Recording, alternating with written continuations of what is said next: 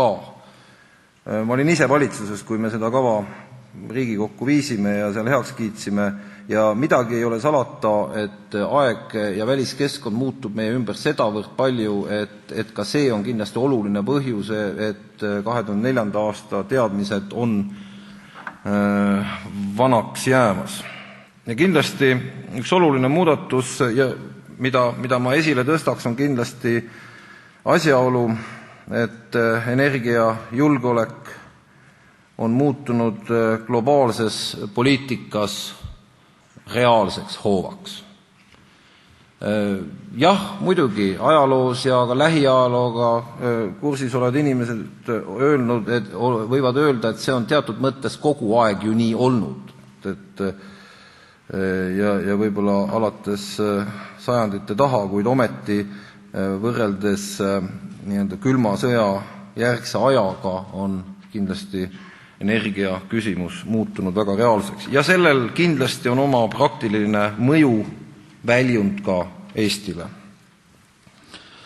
Kui tavaliselt Euroopa energiadebattides armastatakse rõhutada, et energiapoliitikas tuleb otsida tasakaalu 3 komponendi vahel.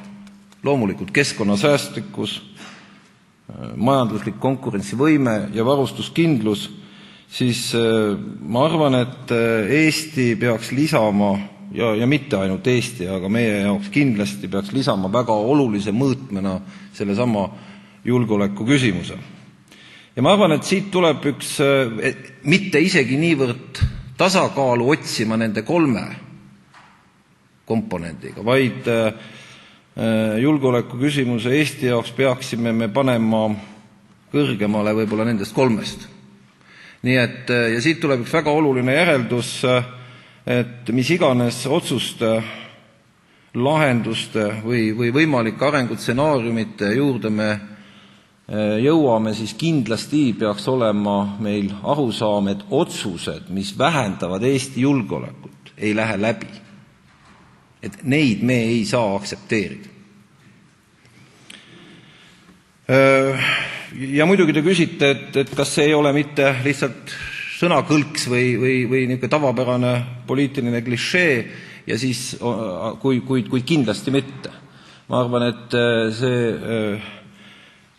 energiajulgeolekute riskide teadvustamine ja nende silmapiiril hoidmine ja ka vajadusel nende ajakohastamine on vältimatu, et me tegelikult, kui me planeerime oma energialast tulevikku, ei teeks lühinägelikke otsuseid.